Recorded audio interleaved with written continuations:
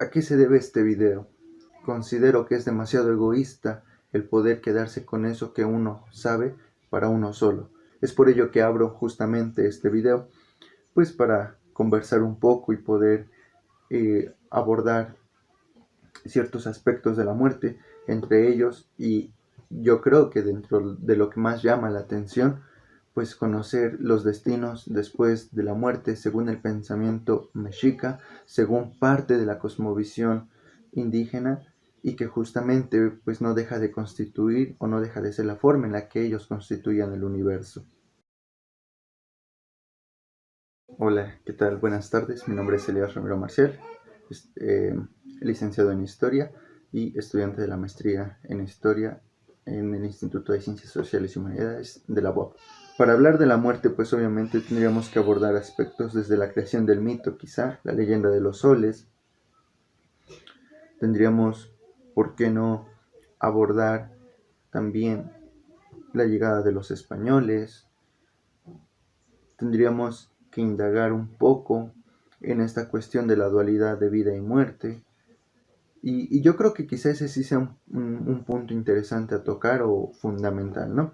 Pero dentro de ello, empecemos por algo que quizá dentro de mi investigación fue una constante: hablar de la vida y de la muerte. Cuando nosotros hablamos de la vida y de la muerte, podemos entender que nosotros para morir antes tuvimos que vivir. Sin embargo, resumiendo mucho la leyenda de los soles, que si a ustedes les interesaría conocer un poco de ello, eh, eh, sería bueno que nos los hicieran saber y por qué no hacer otro video, ¿verdad?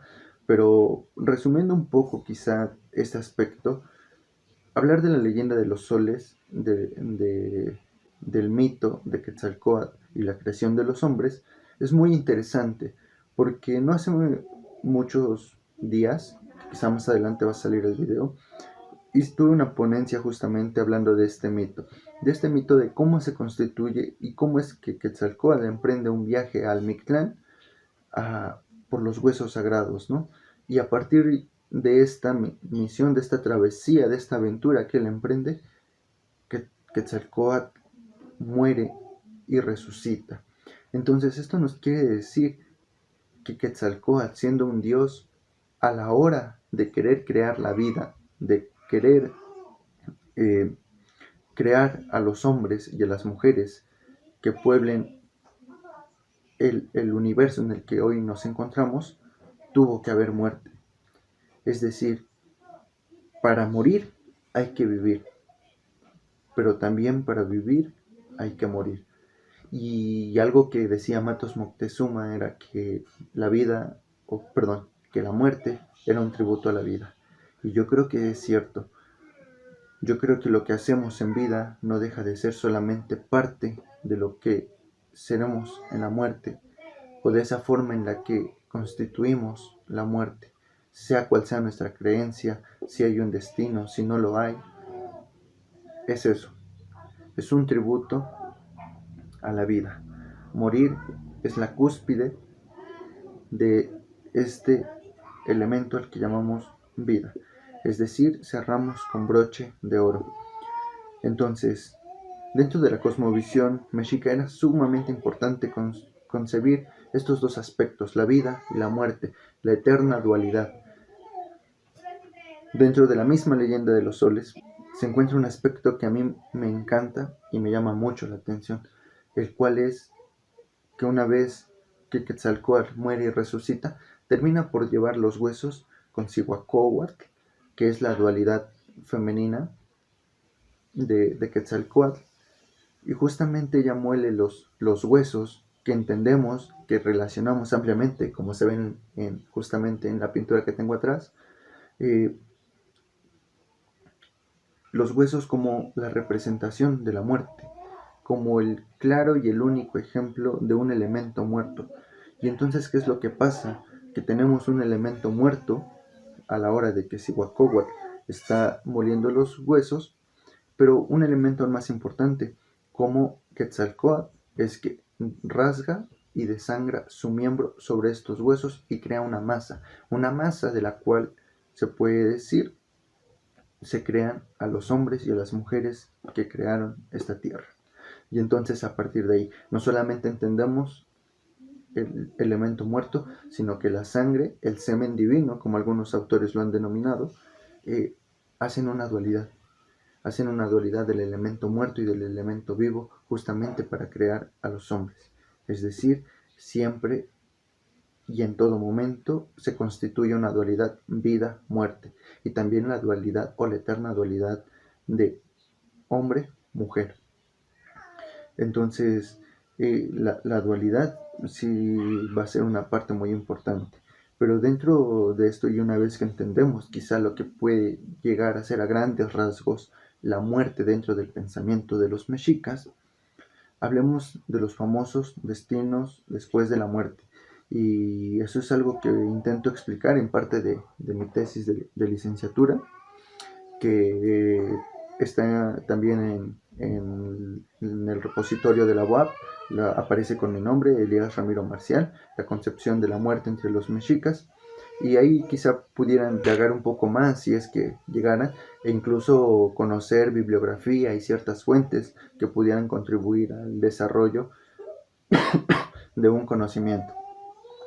Pero dentro de ello abordé diferentes temas de los cuales les voy a hacer un poco de mención, sin el fin de obviamente quizá de presumir, ¿no? Sino más bien de compartir, ¿no? Justamente en el capítulo 1 pues abordé los conceptos básicos, si se pudiera decir así, que es magia, religión y cosmovisión, justamente para entender de qué es lo que vamos a hablar a partir de la muerte, ¿no? El capítulo 2 fue el cosmos, origen de la vida y la muerte. Justamente como lo menciono, hago un análisis a la leyenda de los soles, donde planteo diferentes características muy interesantes, como lo puede ser la dualidad de vida y muerte, como lo es la dualidad hombre-mujer, como lo puede ser el nahual, que es un aspecto muy interesante y que incluso perdura en nuestra actualidad. Pero también termino por abordar la muerte en los sacrificios y la visión hispana frente a los sacrificios, que también es un punto muy interesante, ya que incluso genera ciertas características de debate en nuestra actualidad. El capítulo 3, que es en el que hoy podemos centrarnos un poco más, quizá por la línea de nuestro video, pues es los mexicas después de la muerte. Y entre ellos se divide en 4 apartados, bueno, en 4 destinos, y cierra con un quinto, que es los ritos fúnebres. Por último es el capítulo 4, que es la muerte del pensamiento indígena, que es una crítica justamente a la academia, pero que a su vez también manifiesta una entrevista a un indígena en resistencia que nos aporta desde su postura, desde su visión, desde su cosmovisión, el cómo es que se concibe la muerte en un indígena en resistencia en nuestra actualidad, hoy en día, ¿no? Y me parece una reflexión muy interesante, pero yo creo que quizá eso será en otro momento, ¿no? Entonces, abordando lo que representa para los mexicas después de la muerte, pues habría que movernos un poco, ¿no? Y hablar en primer punto de los acompañantes del sol. Fíjense que este es un destino muy muy interesante, muy bonito dentro de lo que cabe, porque su representación, a pesar de que es el sol y como tal no engloba aspectos minuciosos de un paraíso o de un infierno, pues entendemos que quizá es un lugar que recibe mucha importancia dentro de la cosmovisión, y recibe mucha importancia por sencillas razones. A este lugar van todos aquellos hombres que murieron durante la guerra, es decir, aquellos hombres que morían en combate, en lucha, eran reconocidos como guerreros y justamente tenían que acompañar al sol.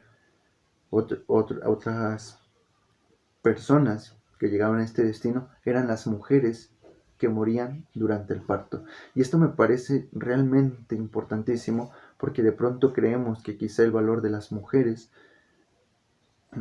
nunca ha estado marcado, pero veamos a la mujer justamente como lo más importante, o como una de las cosas más importantes dentro de la cosmovisión indígena.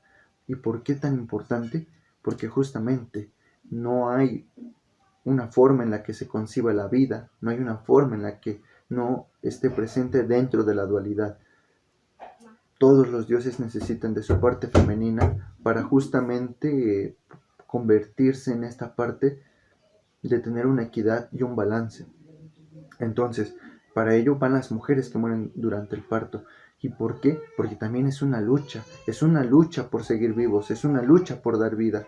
Y entonces reciben el mismo valor que los hombres que mueren en guerra, en aquellos guerreros, y justamente es un equilibrio. También a este lugar acudían todos aquellos que morían durante los sacrificios, ya que también era una forma muy honrada de morir, ¿no? Entonces a este lugar iban justamente estas tres personas, aquellas mujeres que morían en parto, aquellos hombres que morían en guerra, y sobre todo hombres y mujeres que eran sacrificados, ¿no?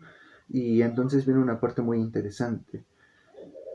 Nosotros entendemos que el ciclo del sol, a grandes rasgos, se puede dividir en dos. En día, que es donde nos alumbra, pero justamente en la noche, que es donde alumbra en otra parte del mundo, ¿no?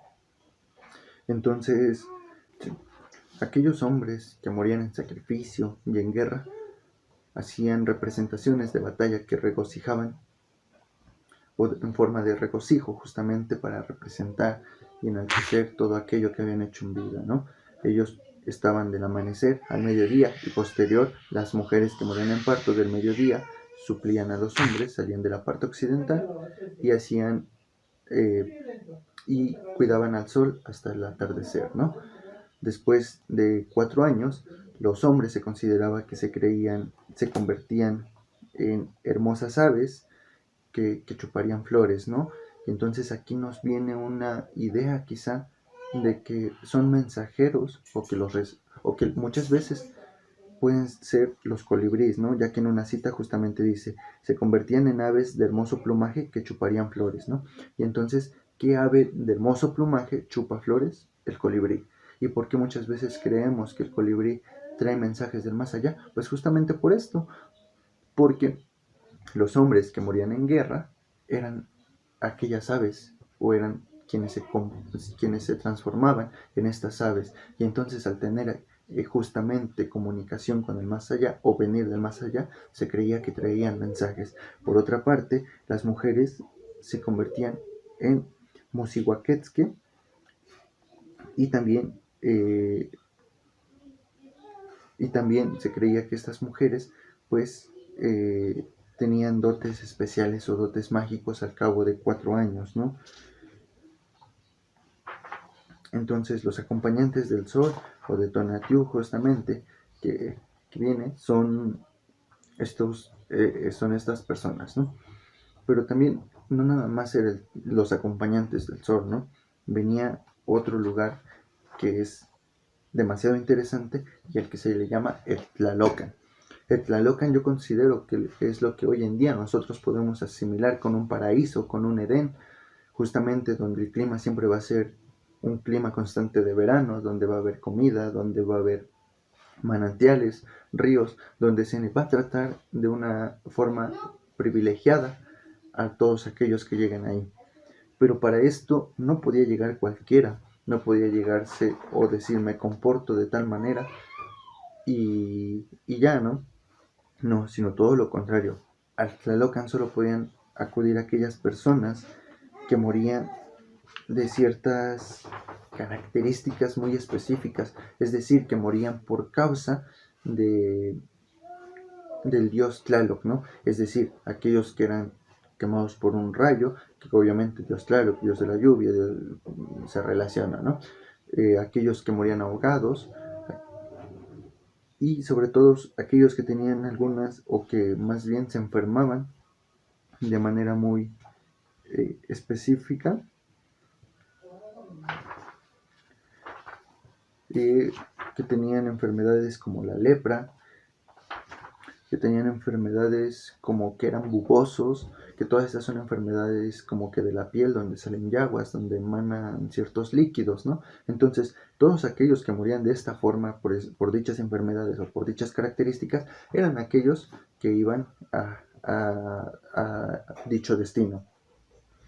a dicho destino, donde el clima era constante, tropical, verano, con comida, con frutas. Y voy a hacer referencia a una cita donde dice: la otra parte donde decían que iban las ánimas de los difuntos es el paraíso terrenal, que se nombra Tlalocan, en el cual hay muchos regocijos y refrigerios, sin pena ninguna. Jamás faltan allí las mazorcas verdes, calabazas, ramitos de bledas, ashi verde, tomates, frijoles verdes en vaina y flores. Allí viven los dioses que se llaman Tlaloques, los cuales parecían ser ministros de los ídolos que traen cabellos largos. Esta es una cita de Shagún en su obra. Podemos entender que era el primer destino, el sol, que albergaba a hombres y mujeres que morían en guerra o en parto. El Tlalocan, justamente como un paraíso terrenal, a donde iban todos aquellos que morían por advocaciones del agua del dios Tlaloc, ahogados por truenos, por enfermedades como bubosos, leprosos, gotosos e hidrópicos, ¿no? Y antes de llegar al Mictlán, que es otro de los destinos quizá del que más hemos llegado a conocer un poco y del que más también se ha proporcionado información, es un destino que a mí me gusta mucho porque, a pesar de que no está en todas las representaciones, alberga a unos seres muy especiales. El Chichihuacuauco está compuesto por Chichihuat, que es nodriza, y Cuahuitl, que es árbol. Entonces podemos decir que es el árbol nodriza. Su representación, justamente como lo ven en la imagen, es un árbol lleno de pechos, de chichis, de senos. Y a este lugar, ¿quiénes creen que llegaban? Pues sí, todos aquellos pequeños que morían antes de alcanzar la conciencia, antes de alcanzar la razón. Todos aquellos pequeños que morían recién nacidos, que quizá morían durante el parto, que quizá incluso antes de ser concebidos, todos aquellos que no tenían una razón, un destino, llegaban a este lugar y eran alimentados por los pechos de este árbol, por los senos, por las chichis de este árbol, justamente con el néctar de la vida, con la leche. Y una representación o un poco más de este se encuentra en el Códice Vaticano y, y pues justamente, ¿no? Nos habla de este lugar de una forma que llama mucho la atención. A mí me parece un lugar muy bonito porque muchas veces, en efecto, ¿no? Creemos que los niños, por no tener razón, por no tener conciencia, por no tener una vida propia, por no tener ciertos valores dentro del pensamiento, no eran merecedores de un lugar. Pero nos equivocamos. Había un lugar destinado para ellos, un lugar especial. Hago una cita. Se dice que los niñitos que mueren como jades, turquesas, joyeles, no van a la espantosa y fría región de los muertos. Van allá, a la casa del Tonatecate Cucli. Viven a la vera del árbol de nuestra carne, chupan las flores de nuestro sustento. Viven junto al árbol de nuestra carne, junto a él están chupando. Esta es una cita del Códice Florentino. Y también hago otra que dice: y el que moría muy niñito y aún era muy criatura que estaban en la cama, se decía que no iban allá, al mundo de los muertos, solo iban a Xochitlapan, dizque allá está erguido el árbol nodriza, maman de él los niños, bajo él están haciendo ruido con sus bocas los niñitos, de sus bocas vienen a estarse derramando la leche. Una advocación que se le da a este árbol es que también en determinado periodo lo que hacía era justamente hacer que los niños se alimentaran de él, pero para que pudieran volver a nacer. Es más, para que pudieran tener una segunda oportunidad. Sin embargo, esta idea ha sido muy cuestionada y debatida por ciertos autores, ya que justamente en gran parte se creía que la vida era una experiencia única, que no había una segunda oportunidad, que no había una segunda vida, que no reencarnabas en otro ser, ¿no? Y entonces se vuelve un poco contradictorio, porque sí, es cierto que quizá los mexicas así pensaban, ¿no? O los antiguos náhuatl concebían que los niños después de cierto tiempo, podían volver a nacer.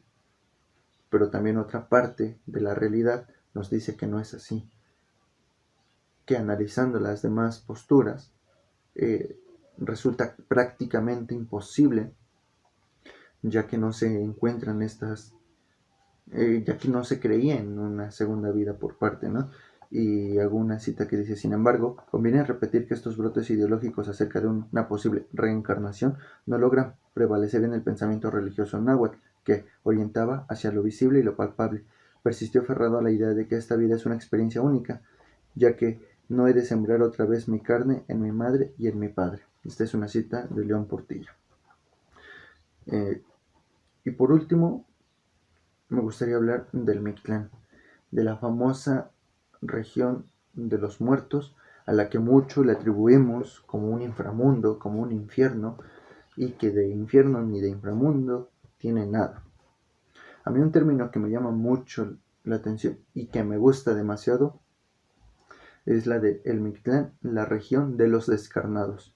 Y no con esto me refiero a que descarnados entendamos a un concepto como zombie, ¿no?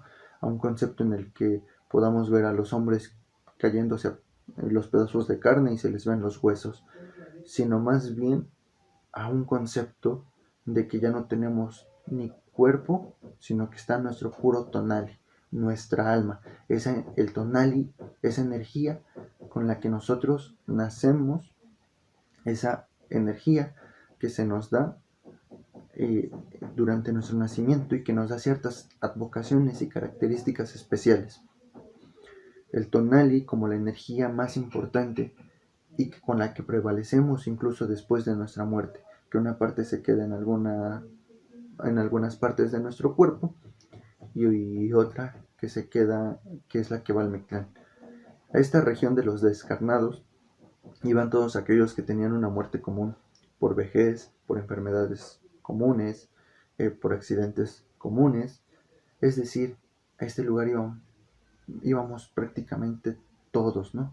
Es decir, los que mueren por vejez, es decir, todos aquellos, sin importar si hubo algún rango político, algún rango religioso, si fuiste sacerdote, si fuiste rey, si fuiste pintor, aquí no hay distinción. Aquí solamente iban todos aquellos que tenían una muerte común. A este lugar estaba custodiado por Mictlantecutli y Mictlantecíhuatl, obviamente la deidad masculina y femenina del dios de la muerte, ¿no? Y voy a hacer una cita, porque yo creo que justamente esto le da más sentido a lo que quizá yo pueda emplear, ¿no? Y dice: porque todos nosotros iremos allá, y aquel lugar es para todos, y es muy ancho, y no habrá más memoria de vos. Ea, os fuisteis al lugar obscurísimo, que no tiene luz ni ventanas, ni habéis más que devolver ni salir de allí, ni tampoco habéis de tener más cuidado. Habéis ya dejado a nuestros hijos pobres, huérfanos y nietos, no saber cómo han de acabar. Pues sí, ¿no? Justamente como lo mencionábamos, no se creía en una reencarnación, en una segunda vida, por lo tanto era importantísimo que pudiéramos estar tranquilos a la hora de que muriéramos, ¿no? De que nosotros nos quedábamos e íbamos al lugar de las tinieblas, y de las tinieblas porque justamente se habla de que es un lugar oscuro, ¿no? Que incluso tiene mucha relación con el otro destino que es el sol, que justamente es un contraste porque cuando va girando el sol, también el Mictlán va girando, ¿no? Y entonces se encuentran en lados opuestos. Por eso es que el sol siempre alumbra, pero el Mictlán no tiene luz porque está lejos del sol, ¿no? Están en lados opuestos. Y para este lugar hay muchas teorías acerca de que hay que cruzar nueve, nueve 9 habitaciones, 9 ríos, que hay que atravesar también por 13 niveles. Realmente es muy ambiguo el poder hablar de ello, y me refiero a ambiguo porque va a depender mucho de todo este proceso en el que desde qué parte analicemos la cosmovisión, ¿no?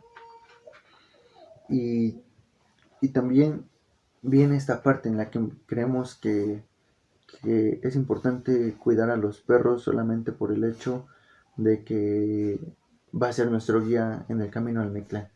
Y no nos confundamos, hay que cuidar a los perros en todo momento, ¿no? Porque son seres vivos, porque son seres que sienten.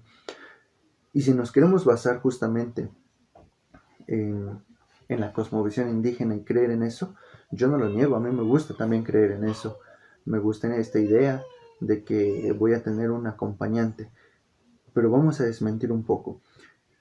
La leyenda de los soles, que justamente era la que les hablaba al principio del video, habla de Quetzalcóatl en compañía de su hermano gemelo, el dios Xolotl, a quien se le denomina su nahual. Entonces, aquí es importante hacer una pausa y un paréntesis.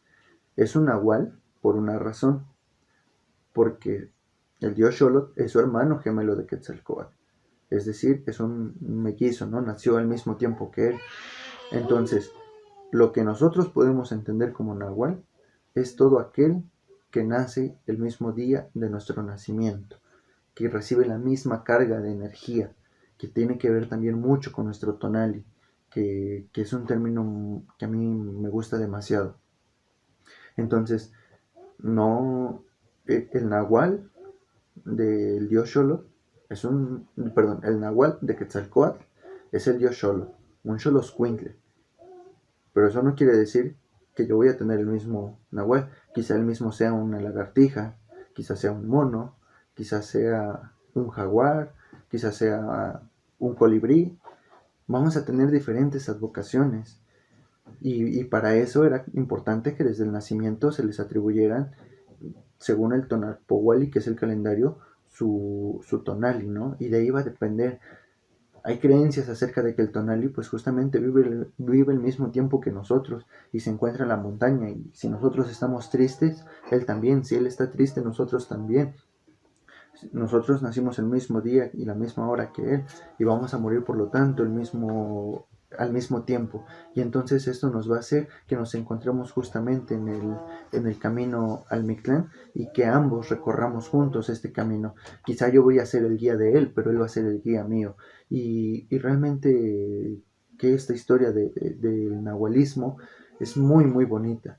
Si nosotros quizá indagáramos un poco más actual, pues obviamente asimilamos el nahualismo como cosas malas, atribuimos ciertos aspectos que no nos gustan, justamente porque viene una transformación. Con la llegada de los españoles vienen cambios, y obviamente el nahual se utiliza como un medio para asustar a los españoles, y de esta forma que los hombres sean capaces de encontrarse con el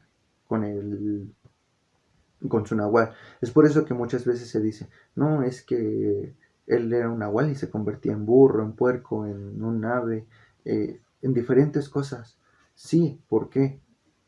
Porque justamente su nahual es un puerco, su nahual es un burro, su nahual es una pantera, es un perro, es un ave, pero no es el mismo para todos. Entonces, cuando nosotros lleguemos al Mictlán, no nos vamos a encontrar con un perro, nos vamos a encontrar con nuestro nahual. O al menos yo así lo considero, yo lo percibo así, a partir del análisis de la leyenda de los soles y a partir de diferentes elementos que se van encontrando en distintas obras. Eh,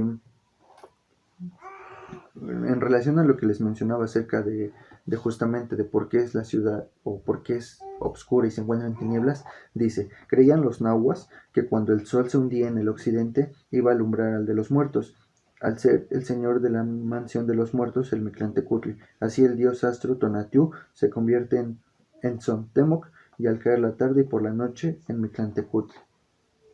Esta es solamente una cita que me parece interesante, pero que igual no considero eh, de lo más firme, ¿no? Obviamente falta la argumentación, ciertos aspectos, pero creo que sí es demasiado interesante ver justamente cómo es obscura por su lejanía con el sol, ¿no? Sin embargo, en la noche, que cuando a nosotros ya no nos alumbra, baja a alumbrar a Mictlán, a la región de los muertos, ¿no?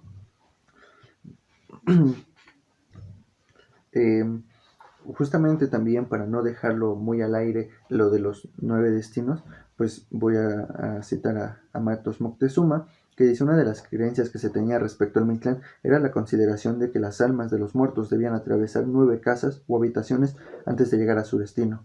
Matus Moctezuma, en vida y muerte en el Templo Mayor, nos habla acerca de los lugares basándose en el Códice Vaticano, que dice: la tierra, el pasadero del agua, lugar donde se encuentran los cerros, cerro de obsidiana, lugar de viento de obsidiana, lugar donde te molan las banderas, lugar donde es muy flechada la muerte, lugar donde son comidos los corazones de la gente, lugar de obsidiana de las muertes y lugar sin orificios para el humo, ¿no? Que creo que de hecho si hacemos la cuenta pues son 10, ¿no? Pero son estos lugares al final a los que se les advoca, estos destinos o estos pasajes que hay que atravesar. Nos damos cuenta que efectivamente hablar de que si son 9, de que si son 13, o en nuestro caso de que si son 10, es muy complicado. Pero aquí podemos encontrar quizá algunas características o algunos elementos que nos ayuden a entender un poco y tener noción de cuáles son o de si en verdad existían, ¿no? Justamente también hay teorías o hay hipótesis acerca de que representa los 9 meses para volver a nacer, ¿no? Pero justo como lo mencionábamos, hay que recordar que los mexicas o los nahuas y gran parte de las culturas mesoamericanas no creían en estas advocaciones de la reencarnación y de una segunda vida, ¿no? Entonces, hay que ver, ¿no? Y cito: los 9 pasos que recorre el individuo que fallece la muerte natural es el retorno o regreso al vientre materno, la tierra, del cual surgió la vida. Allí recordemos que en oposiciones a los niveles celestes, que son masculinos, de allí viene el calor y la lluvia o semen divino. La tierra es una deidad femenina de cuyo interior nacen las plantas. Los mexicas, al igual que otros pueblos, conocían que la menstruación se detenía por 9 ocasiones, señal que estaba la mujer embarazada. El interior de la matriz era un lugar oscuro, sin ventanas, tal como lo describe el Mictlán. Entonces, ¿qué nos quiere decir esto? Justamente que hay creencias acerca de que esto era un nuevo camino hacia la vida, de que estábamos en el vientre, sí. ¿Por qué? Porque es un lugar oscuro, porque no es un lugar donde haya respiración y porque son 9 veces o 9 meses en los que se tiene la menstruación. Sin embargo, no hay que creer todo esto, ¿no? Y regreso mucho a esta parte, a la primera parte de la cita que dice: los 9 pasos que recorre el individuo que fallece la muerte natural es el retorno o regreso al vientre materno, entre paréntesis, la tierra, de la cual surgió la vida. Y sí, es muy interesante, ¿no? Es muy interesante ver cómo la necesidad de enterrarnos y por qué muchas veces asimilamos al Mictlán como un lugar que está en una parte inferior. Pues sí, justamente, porque es la tierra, es a donde tenemos que regresar, ¿no? En una reflexión que justamente abordaba en el último capítulo con el maestro Phil, él me decía: es que la vida es una flor de 4 pétalos. Nosotros nacemos, crecemos, nos reproducimos y morimos. Una flor de 4 pétalos. Nosotros nacemos de aquí, de la tierra, en el Tlalticpan, que es todo lo que está, todo lo que estamos aquí, todo lo que hay hoy. Después de que yo muera, voy a dejar cosas, pero yo no voy a estar para verlos.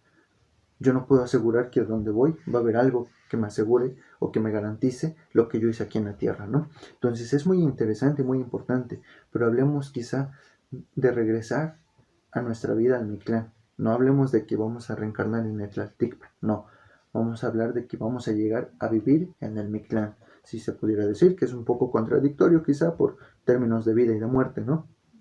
Pero hablemos de que estos 9 pasos es el camino para renacer en el Mictlán, en el lugar o en la región de los muertos, en la región de los descarnados. Pero justamente no vamos a llegar en cuerpo, vamos a llegar solamente en alma, en energía. De ahí vienen quizá varios datos interesantes dentro de los ritos fúnebres, ¿no? Y que a pesar de que pueden ser muy amplios, a mí me gustaría hablar de unos cuantos, ¿no? Entre ellos de las mujeres que morían justamente en parto, porque resulta muy interesante ver, y aquí encuentro, ¿no? Que habla justamente de cómo se les enjabonaba, se les daban vestiduras nuevas y tenían que llevarla a enterrar su marido y la llevaba a cuestas donde la había de enterrar. Luego se juntaban las parteras y las viejas y acompañaban el cuerpo. Iban todas con rodeles y espadas y dándole voces, como cuando vocean a los soldados a tiempo de cometer a los enemigos. Y salían del encuentro mancebos que se llaman telpopochtli y peleaban con ellas por tomar el cuerpo de la mujer, y no peleaban como burla o como por vía de juego, sino peleaban de veras. Pues esto justamente nos habla acerca de la importancia que tenía la mujer.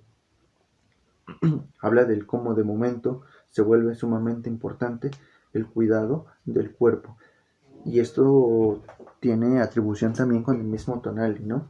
Justamente el tonali pues cargaba de energía, y entonces era importante que para ello se defendiera el cuerpo, ya que de no ser así, muchas veces los enemigos, los ladrones, llegaban y cortaban partes del cuerpo, cortaban el cabello, y en este momento les busco el dato, cortar el cuerpo de las mujeres para apoderarse de su cabello y del dedo central de la mano izquierda, es decir, este dedo, ¿no? El dedo central de la mano izquierda. Entonces, con esto se creía que ellos, o que estos elementos de cabello y del dedo tenían ciertos dotes mágicos que justamente acuñaban el poder de poder paralizar a los enemigos. Entonces era una desventaja y era un peligro que las personas pudieran hacerse de estas partes del cuerpo, ¿no? Y dice, se pensaba que actuaban como amuletos que daban valor durante el combate y cegaban a los enemigos. Los ladrones que buscaban hacerse del cuerpo de dichas mujeres que ya habían padecido luchaban muy arduamente, esto porque buscaban obtener el brazo izquierdo del cuerpo, que de manera similar fungía como amuleto que encantaba a las personas de aquellas casas a las que los ladrones accedían a saquear. Las personas quedaban paralizadas y de esa manera los ladrones ya no hacían uso de la fuerza física o sometimiento, ¿no? Entonces era muy importante cuidarlo porque representaban un peligro. No solamente es el hecho de decir no lo quiero como amuleto, no quiero que él se beneficie, ¿no? Sino que realmente representaba un peligro porque o bien si teníamos una guerra nos podía ser utilizado en contra, o nuestras propias casas podían servirse o verse afectadas por los ladrones, ¿no? Y demás, ¿no? También dentro de esta tesis pude encontrar algunos rituales que se realizaban. Por eso les digo, si ustedes llevan gusto de conocer un poco más, quizás se pudieran conocer. Si yo se los leo, quizá igual va a ser un poco tedioso el video, y más allá de informarlo, va a ser como si pudiera aburrirlos, ¿no? Pero dentro de ellos también hay cosas que encontramos justamente como lo que les mencionaba, ¿no? Que había hombres que eran enterrados junto con un perro mermejo, que quiere decir un perro pelón, que hace justamente referencia amplia a los xoloscuintles, ¿no? Y también dice, puede identificar el proceso de enterramiento a aquellos que iban al Tlalocan. Aquellos que iban al Tlalocan se podría decir que estas personas tenían un trato especial. Ya antes he destacado que se creían que eran elegidos de Tlaloc, por lo tanto los rituales hechos para ellos también resultaban especiales. Veamos lo que dice Moctezuma. No los quemaban, sino enterraban los cuerpos de los dichos enfermos y les ponían semillas en bledos en las quijadas sobre el rostro, y más poníanles color de azul en la frente, con papeles cortados, y más en el colodrillo ponían los otros papeles, y los vestían con papeles y en la mano una vara. Esto justamente porque al ser advocaciones de vida, como se puede decir, pues se esperaba que de su cuerpo brotaran árboles, brotaran plantas, por esta bendición de estar siempre justamente en los manantiales, ¿no? Y bueno, de ahí vamos a encontrar diferentes aspectos, y por ejemplo este que dice: oh hijo, esforzaos y tomad ánimo, no dejéis de comer y beber, y aquíétese vuestro corazón, que podemos oponer nosotros a lo que Dios hace. No conviene que os fatiguéis mucho por orfandad y pobreza, que hoy os queda. Forzaos, hijo, no os matéis la tristeza. Nosotros hemos venido aquí a visitaros y consolaros con estas pocas palabras, como nos conviene hacer a nosotros, pues que somos padres y viejos. Bueno, esto es un claro ejemplo de cómo se les trataba justamente a los familiares y muchas veces a las esposas, a los hijos de aquellos que morían, ¿no? Justamente como parte de los ritos fúnebres, pues era no solamente el duelo, no, más bien no solamente la parte de enterrar y demás, sino también el duelo que vivían las familias, ¿no? Dice un poco de la preparación de los difuntos, que decía: luego los viejos, ancianos y oficiales de cortar papeles cortaban, aderezaban y ataban los papeles de su oficio para el difunto, y encogíanle las piernas y vestíanle con los papeles, y lo ataban, y tomaban un poco de agua que derramaban sobre su cabeza, diciendo al difunto: este es el agua que gozáis viviendo en el mundo. Y tomaban un jarrillo lleno de la misma, y dábanselo diciendo: veis aquí con que habéis de caminar, y poniéndole entre las mortajas, y así mortajaban al difunto con sus mantas y papeles, y atábanle recientemente, y más daban al difunto los papeles que estaban aparejados, poniéndolos ordenadamente en él. Bueno, pues yo creo que para no extender un poco más este video, sería hacer una pequeña retroalimentación, ¿no? Hablar de que dentro de la cosmovisión indígena hay 4 destinos: el sol, lugar al que van las mujeres que mueren en parto, aquellos que mueren en sacrificio y también aquellos que mueren en guerra. Posterior, continuamos con los que van al Tlalocan, que son todos aquellos que mueren por advocaciones del dios Tlaloc, que son elegidos por el dios Tlaloc, que mueren ahogados, que mueren por un rayo, que mueren bubosos, leprosos, gotosos, que son enfermedades justamente de la piel, donde emanan ciertos líquidos. El tercero, que es justamente el Chichihuacuauco, que es un lugar muy muy bonito si lo vemos de una forma sentimental, que es decir, van aquellos pequeños que no alcanzaron la conciencia, que no alcanzaron la razón, y justamente con la esperanza de que sean alimentados, crezcan y obviamente reencarnen o tengan una segunda oportunidad en esta vida, ¿no? Y que es una idea muy muy bonita. Y por último, hablar del Mictlán. El Mictlán, que es todos aquellos que van por muerte común, que mueren de una forma normal, que no hay ninguna advocación de bueno o malo, ni de cielo ni de infierno, sino que más bien es el lugar de los descarnados, pero no descarnados de una forma atroz, sino descarnados porque es el momento en el que el cuerpo se desprende de la alma, y a este lugar llega el alma, después de cruzar 9 lugares, después de cruzar 9 lugares y llegar a donde todo nació, en la tierra. Por último, sería muy importante poder hacer esta reflexión acerca de la vida y de la muerte, de una dualidad, de algo que no puede concebirse el uno sin el otro, que para morir hay que vivir y que después de vivir también hay que morir. También esta bonita reflexión del Nahual, de que no busquemos solamente tratar bien a un perro porque creemos que con eso vamos a tener garantizado nuestro paso al Mictlán, sino más bien el tratar bien a todos, a nuestros prójimos, a todos los animales, porque no sabemos justamente quién de ellos es nuestro Nahual, quién de ellos va a ser aquel que nos acompañe, a quién vamos a acompañar a nosotros. Y bueno, sin más, espero que hayan disfrutado de este video. Si tienen dudas, si les gustaría abordar o que se abordara algún tema en específico, quizá de estas características dentro de la muerte, si tienen más dudas acerca de cómo consultar mi tesis, en donde hablo ciertas características, donde quizá puedan encontrar bibliografía, igual dejarlo en los comentarios, hacérnoslo saber. Y pues nada, agradecer nuevamente la oportunidad que nos da el debate histórico, de poder colaborar constantemente con ellos. A ustedes por llegar hasta aquí, el tomarse su tiempo de ver este video.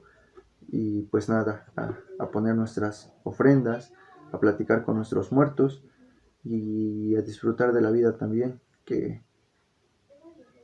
porque algo es seguro, todos vamos hacia el mismo camino y nada, como decía Octavio Paz,